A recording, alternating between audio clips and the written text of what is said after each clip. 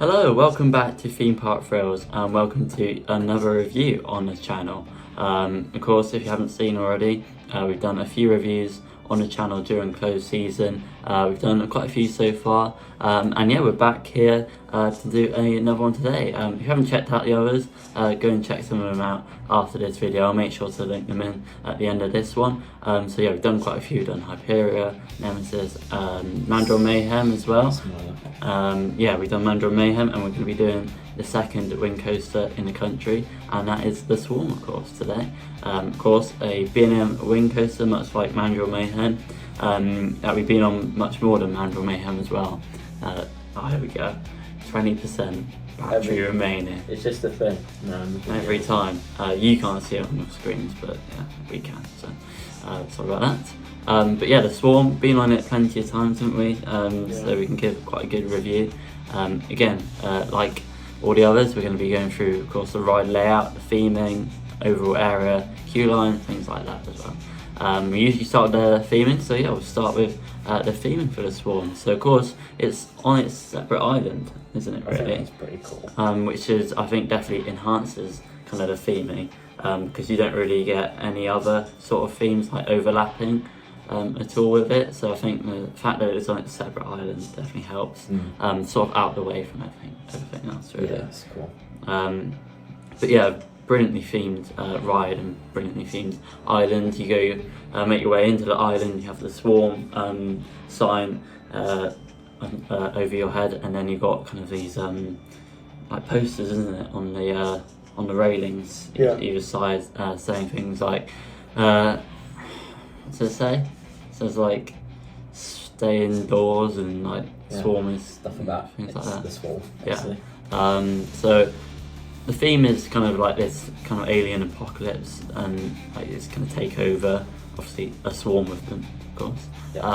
So yeah, that's the theme. Quite a dark theme, much like most themes really here in the UK. In fact, we haven't got many light themes. I'd say Galactica, Hyperia. That's about it, isn't it? I mean, you have some neutral ones like Stealth, for example, or Colossus, but quite a lot of dark themes. And the Swarm is certainly one of those. But yeah, you can talk about the theming itself for a bit. Any standout area, or any standout kind of props or whatever? I think the best bit is either the sign, big billboard, or the plane. I think the plane's very good. Yeah, because I think the thing with the plane is that obviously you go underneath the wing, which is a good near miss. But I think it has like the whole plane, like the actual plane there as well. I can't remember. I think it has the wing, what's it called? The middle of it, you know, the cabin. The cabin. I don't think it has the other wing. But yeah, I just think that must like cost quite a lot, really. Yeah. It is like it's quite big as well. Yeah, depends what it's made out of. To be honest, I'm assuming. Probably is metal, otherwise it would be blown away by something. But yeah, it wouldn't be the same. It doesn't need to be the same material as a real plane. Yeah, the billboard's cool as well.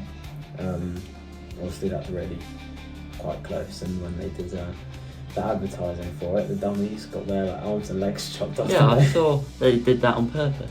Yeah, which is an interesting choice. No, I mean, for kind of coaster enthusiasts, I think they know that it's perfectly safe. Yeah. But for the general public, you know, if you see that, you're thinking, don't want to go on that. So an interesting choice back in 2013, I believe, is when the ride opened, or 2012. Yeah, I saw Coaster Talk speaking about that, and they thought it was going to maybe increase the amount of people going into the park, but it went down by like, I think over 20% or something. So really doesn't sound like the Swarm really kind of hit the mark that they wanted to. It's quite surprising because I mean, that probably didn't help. Of course, over the years, it's a very popular ride now. Similar with 13, I think 13 didn't do too well when that opened. Yeah. I think because they again marketed that as a ride where kind of people below like 10 or 12 shouldn't go on by themselves, and it's like, well, it's just not. It's just crazy. It's just So maybe not the best marketing for the Swarm, but of course we weren't well, we didn't know about coasters really. Well, we did, but we went into them then.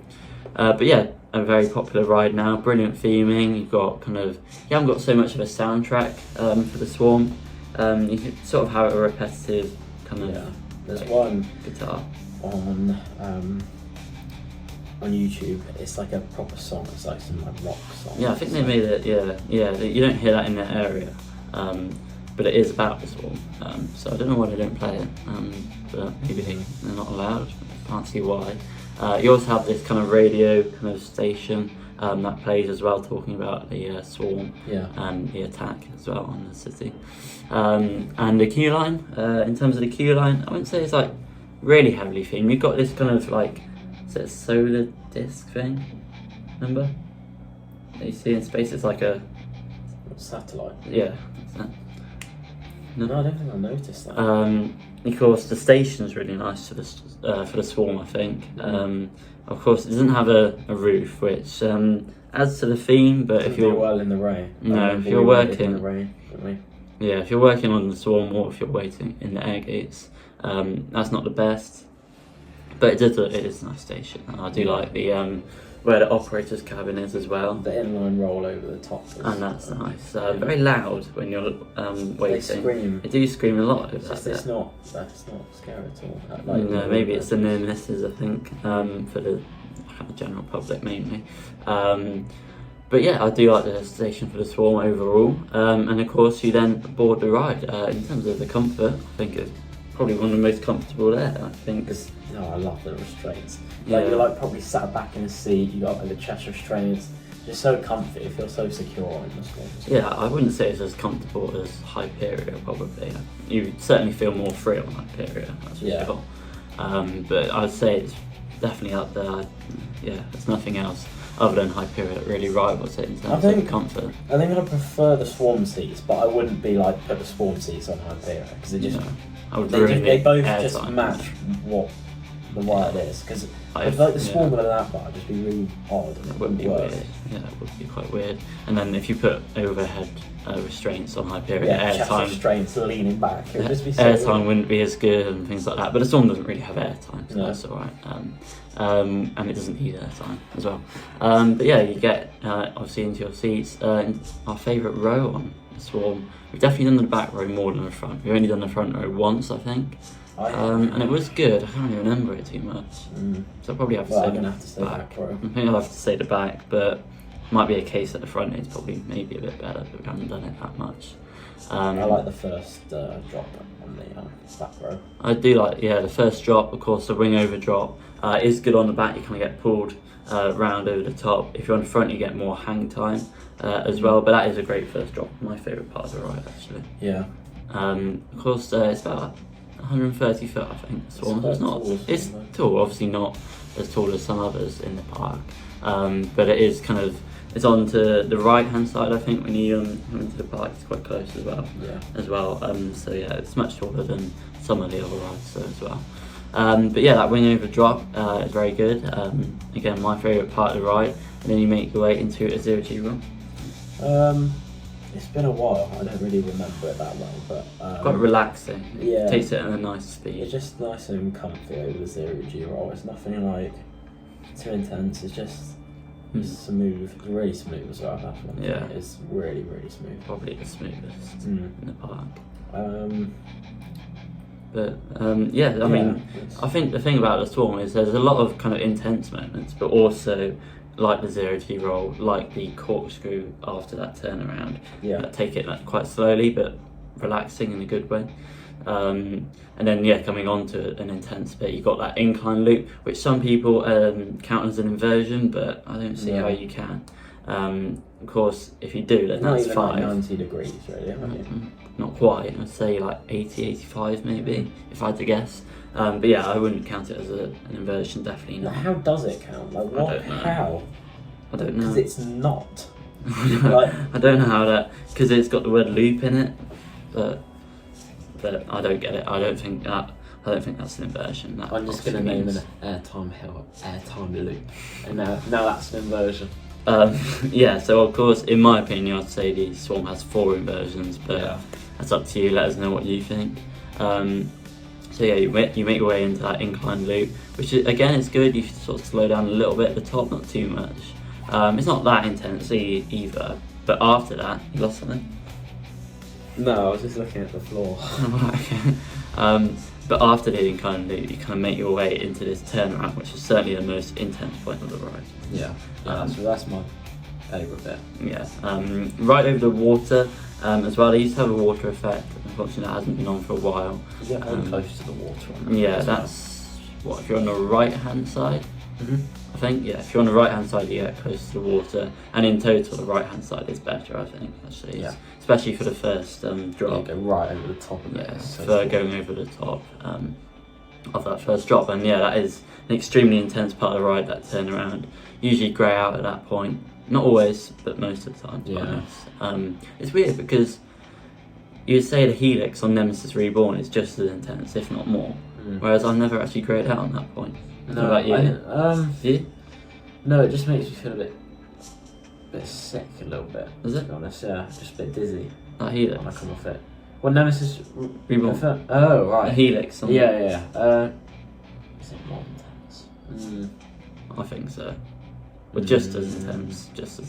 It's close, yeah. But I've never greyed out on that helix. I helix. don't think it's too close to say. Like, I think. Have you ever greyed out on that helix?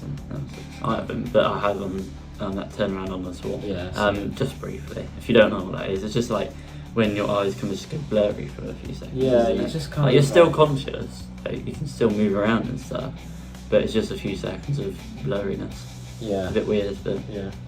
Oh well. And then in that turnaround, then you go into a corkscrew, which again is takes it at a sort of slow speed, quite relaxing again.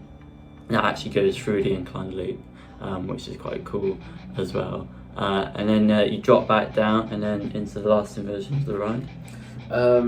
Yeah, the inline roll over the station. I'm pretty sure that's what it's called, inline roll. Goes over quite fast. I mean, if I was making a ride like that on Planet Coaster, I'd definitely make it go like quite slow, so you got a bit of hang time. But I mean, either way, it's going to be just as good, to be honest. But and then obviously you come straight into the brake run. And you almost come to a stop. Yeah, pretty much. Yeah. And then you pick up some, like, especially in the summer, this last bit.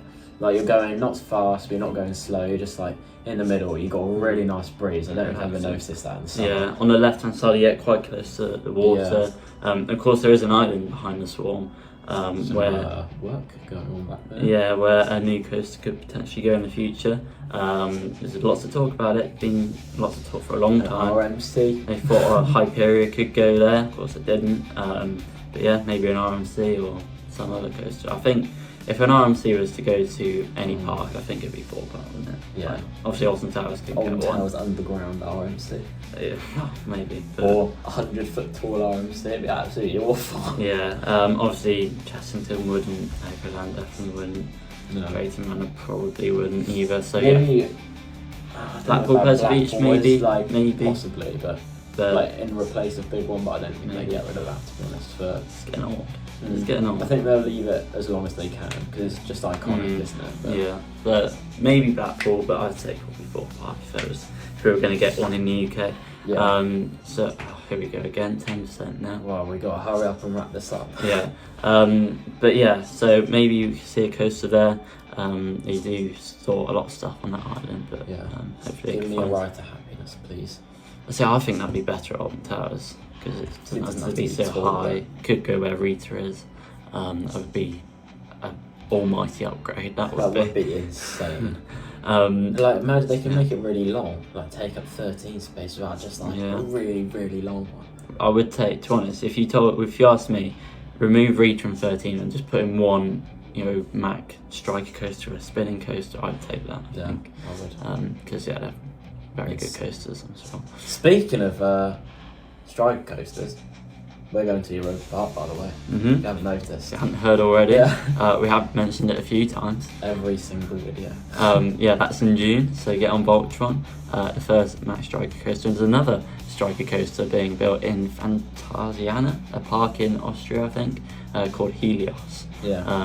Which looks good as well. I've seen that that picture, that one inversion. It goes like through the. So cool. I think it goes through like a. It goes through something. Some building. Yeah. So that looks good. But yeah, how have we got onto Helios? Anyway, when we're talking we've got about to hurry the up Swarm. because the phone's going to die. But yeah, there you go. There is our review on the Swarm. A fantastic wing coaster that we can't wait to get back on in March, as well as all the other coasters, of course. Stay tuned for that vlog that will be coming in about 2 months from now. We're slowly getting there. Also be some vlogs coming up from the Alton Towers opening weekend and Top Skater opening as well. So yeah, stay tuned for that. Hope you enjoyed this video. Let us know what you think of the Swarm and other coasters at Thorpe Park Let as us well. know how many inversions you think it has. Yep. And yes, let us know if you prefer Mandrill Mayhem, maybe. But yeah, thank you for watching as always, and yeah, we'll see you in episode 7 of our Planet Coaster series. But for now, that's it from us, and yeah, goodbye.